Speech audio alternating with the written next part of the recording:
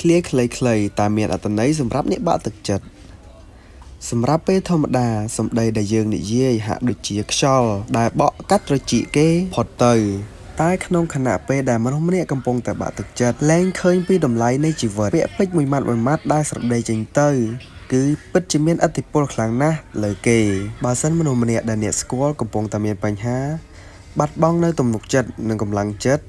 តើអ្នកនឹងប្រាប់គេនៅពាក្យពេចន៍អ្វីខ្លះតើមានអ្វីខ្លះចង់ប្រាប់ទៅដល់ពួកគេអ្នកប្រហែលជាធ្លាប់ឆ្លងកាត់ច្រើនឬមិនតិចដងរួចមកហើយនៅអារម្មណ៍មួយនោះហើយក៏បានយល់ហើយដែលថាក្នុងកាលៈទេសៈបែបនោះក្នុងចិត្តនឹងបេះដូងរងគ្រោះនៅកម្រិតណាជាការរួមចំណែកមួយក្នុងការផ្ដល់កម្លាំងចិត្តដល់អ្នកដែលកំពុងធ្លាក់ក្នុងការគិតបែបអវិជ្ជមានហើយពាក្យពេចន៍ប្រមាណឃ្លានៅខាងក្រោមនេះសង្ឃឹមថានឹងអាចផ្លាស់ប្ដូរការគិតរបស់អ្នកទាំងអស់គ្នាបាន1អ្វីៗនឹងប្រសើរឡើង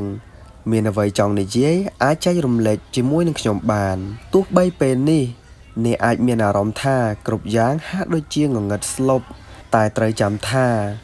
ក្រោយមេឃភ្លៀងមេឃនឹងស្រឡះអ្វីៗមិនដូចជាថ្ងៃនោះទេហើយត្រូវចាំដែរថាម្នាក់នេះនឹងនៅទីនេះដើម្បីអ្នកមានអ្វីចង់ចែករំលែកម្នាក់នេះចាំស្ដាប់ជានិច្ចណា2ខ្ញុំប្រហែលជាមិនអាចជួយអ្វីបានច្រើននោះទេតែខ្ញុំនឹងធ្វើតាមអ្វីដែលខ្ញុំអាចធ្វើទៅបានប្រសិនបើអ្នកប្រាប់ខ្ញុំគ្រប់ពេលវេលាគ្រប់ទីកន្លែងដើម្បីអ្នកខ្ញុំនឹងព្យាយាមតាមដែលអាចធ្វើទៅបាន3វាមិនមែនជារឿងចម្លែកទេនរណាក៏ជួបបញ្ហាបែបនឹងដែរគ្រាន់តែចេះចែករំលែកវានរណាក៏ឆ្លងកាត់រឿងបែបនឹងដែរគ្រាន់តែដោយសារតែមូលហេតុខុសគ្នានិងរយៈពេលឆាប់និងរយៈពេលយូរប៉ុណ្ណោះហើយអ្វីដែលសំខាន់ជំហានដំបូងដែលគេ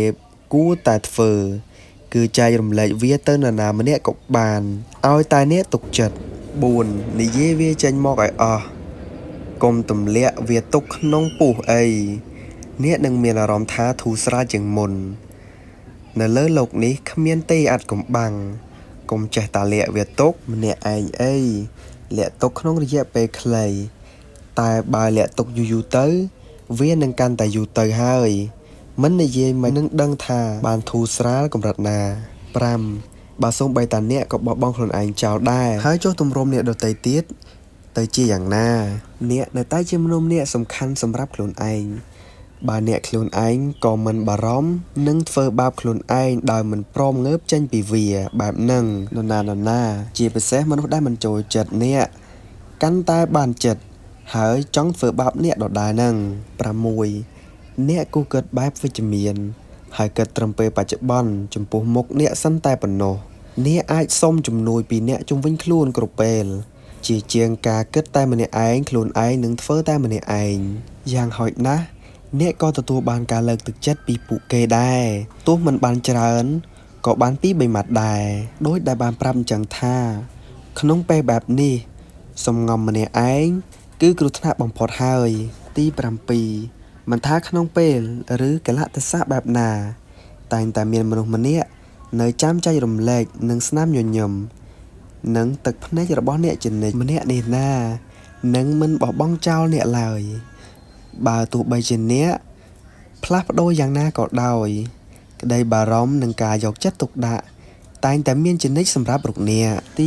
8ខ្ញុំយល់អារម្មណ៍មួយនេះតែត្រូវគិតថាអ្នកឯកាប៉ុណ្ណោះតែខ្ញុំវិញជួបរឿងលំបាកច្រើនជាងអ្នករាប់ដងទៅទៀតតែខ្ញុំនៅតែព្យាយាមដកដង្ហើមមួយនេះដើម្បីកំដរពិភពលោកដែលអ្នកបានបង្កើតយើងមកកុំទន់ជ្រាយអីកុហកខ្លួនឯងក៏បានដែរថាយើងអាចធ្វើបានខ្ញុំនឹងនៅជាមិត្តជាប្អូនជាបងរបស់អ្នកណាអ្នកមិនឯកាទេទី9ការលើកទឹកចិត្តពីក្រុមគ្រួសារអ្នកជុំវិញខ្លួនពិតជាអ្វីដែលអ្នកត្រូវការបំផុតហើយបើសិនជាអាចគួរតែចែករំលែក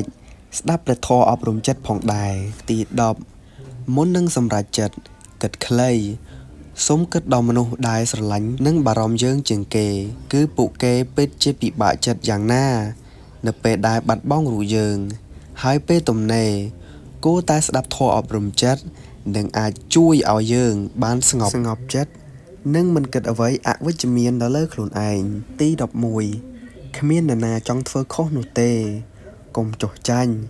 ស៊ូឡើង